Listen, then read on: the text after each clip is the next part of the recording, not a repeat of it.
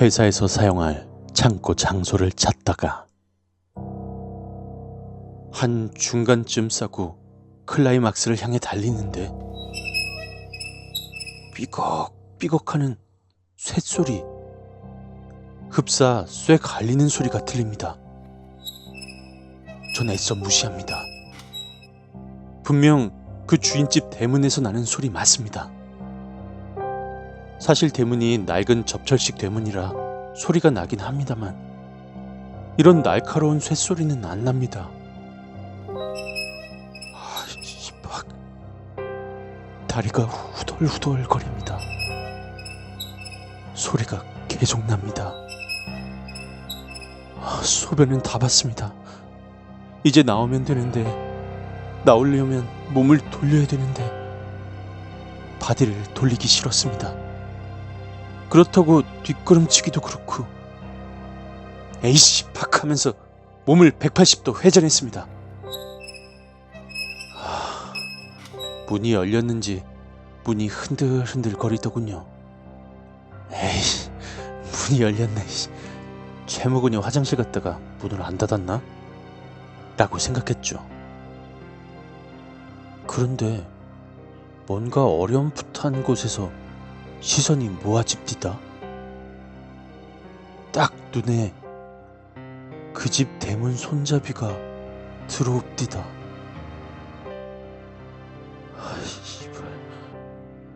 이런 씨발 손입니다. 그것도 하얀 손.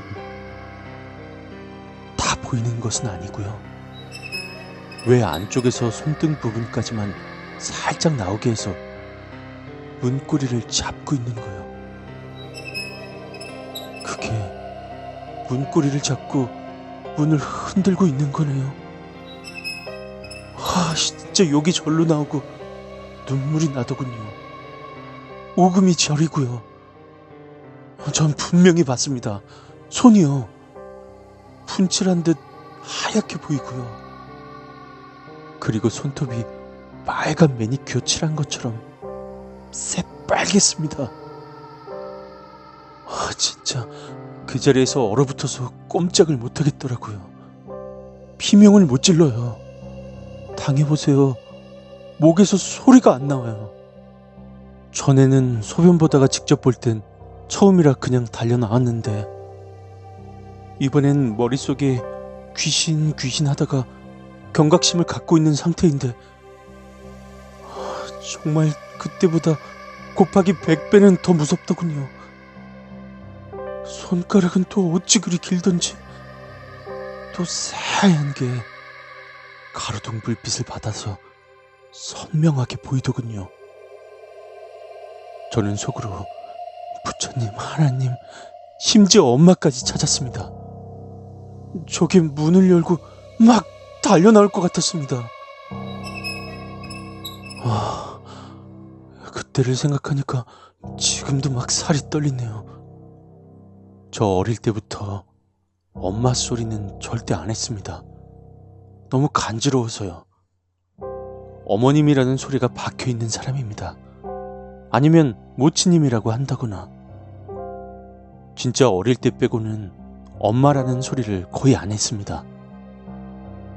지금도 집에서 어머님이라고 부릅니다. 그런데 그때 정말 사람이 경직되니까 엄마라는 소리가 새 나오긴 나오더군요. 엄마 라고 했던 것으로 기억납니다. 그때 갑자기 부르릉거리는 모터 소리가 적막한 공간을 깨치고 오더군요.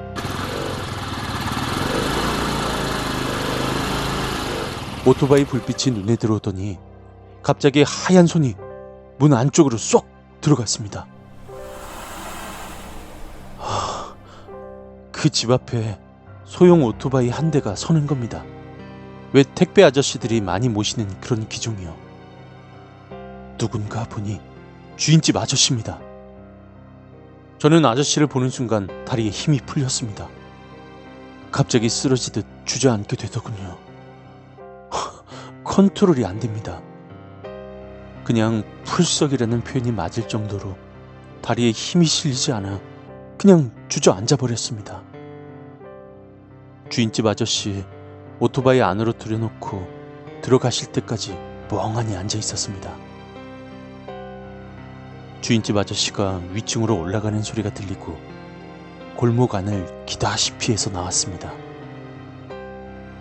저는 모든 힘을 다리에 모아서 창고로 날아갔습니다. 창고에 최모근이 홀로 앉아 있더군요. 아이씨, 창문 닫어 빨리! 저도 모르게 얼떨결에 고함을 쳤습니다. 최모근이 어리둥절한 표정을 짓더군요. 아이씨, 저 방 창문 닫어 빨리! 뭔가 눈치챈 최모근이 후다닥 쪽방으로 뛰어 올라가서 창문을 닫으려고 하는데 급하게 닫아서 그런 건지 아니면 뭐에 걸린 건지 빡 하는 소리와 함께 창문이 중간쯤에서 걸립니다. 창문은 요즘 흔히 보는 알루미늄 샤시 창문입니다. 최모근이 오라? 하면서 창문을 다시 닫으려고 이리저리 흔들어댑니다. 저는 그 장면을 직접 두 눈 뜨고 보고 있었고 지금도 생생하게 기억합니다. 최모근이 갑자기 손을 뒤로 뺍니다. 그게 어떤 거냐 하면 정확하게 표현해보자면 쇳덩이를 만지고 있는데 강한 전기가 통해서 사람이 기겁하며 손을 떼는 그런 동작입니다.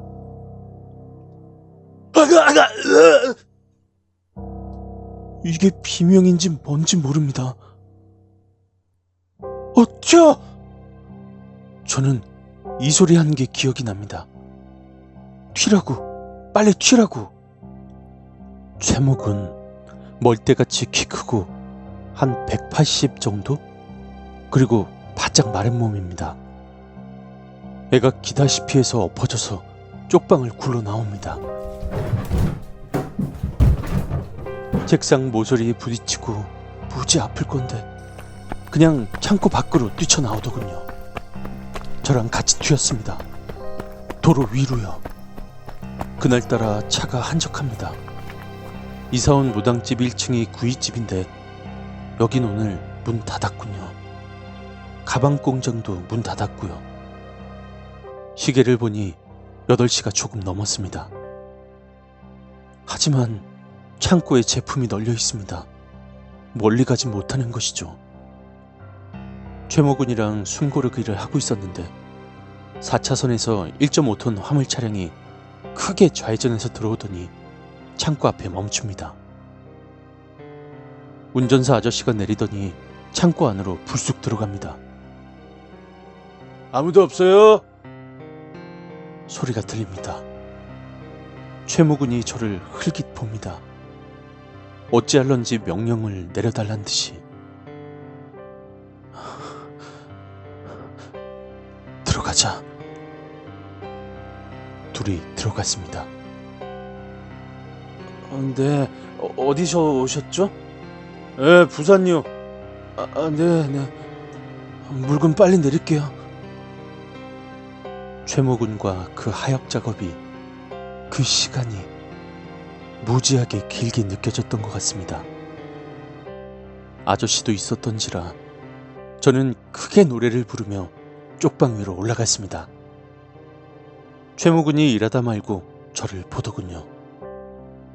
전 발로 반쯤 닫힌 창문을 들어찼습니다. 덜컹거리며 창문이 흔들립니다. 창문을 깨려고 찬 것은 아닙니다. 혹시 창문 틈이 샤시에 끼었을까봐 찬 것입니다. 창문을 닫으니 드르륵 잘 닫힙니다. 전 주위를 둘러보다 제품 묶었던 노끈을 주워 창문 잠근 장치부터 꼼꼼히 묶었습니다.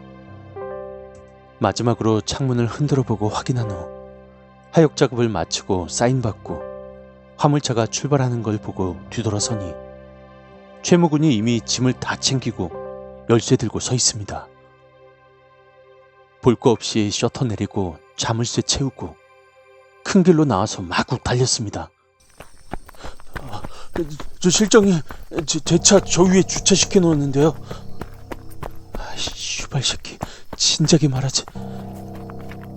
저희는 창고 쪽으로 가지 않고 주위를 빙 둘러 최무군 자동차로 갔습니다. 최무군은 한마디도 안 하더군요. 저도 마찬가지고요. 차가 있는 곳으로 와서 최무군 보고 잘 가라고 했습니다. 최무군이 차 시동을 걸더니 고개를 빼꼼 내밀고 저 실장님, 집이 어디세요? 일단 타세요. 하더군요.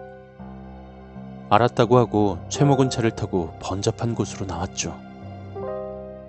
트래픽이 조금 심해지고 차가 서서히 가자 담배 하나를 꼬라 물었습니다.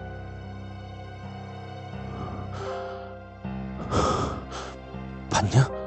그 씨발년. 네. 실장님이 고함 쳤을 때 사실 도둑인 줄 알았습니다. 창문을 급히 닫았는데 아이씨, 웬 머리 산발한 여자가 저를 째려보고 있는 겁니다. 바로 1m 전방에서 말이죠. 몸체는 없었고 머리만 보였어요. 치렁치렁 긴 산발한 머리카락하고요. 혹시 손도 봤어? 아니요, 손은 못 봤습니다. 그냥 제 기억에 머리뿐이었습니다. 이 친구랑 거리가 반대여서 적당한 곳에 차 세우라고 하고 전 내리고 최무군은 사라졌죠. 그냥 걷고 싶어서 걸어가는데 진짜 기분이 지랄 같더군요. 내일 출근해서 회사에 바로 건의하기로 했습니다. 이야기가 더 남아 있습니다. 거의 한 달 사이에 일어난 일이라 지금까지가 2주째 이야기고요. 아직 2주 정도의 사연이 나갑니다. 나중에 그 무당이랑 주인집 이야기도 나올 거고요. 아직도 소름 끼치는 그때의 이야기입니다.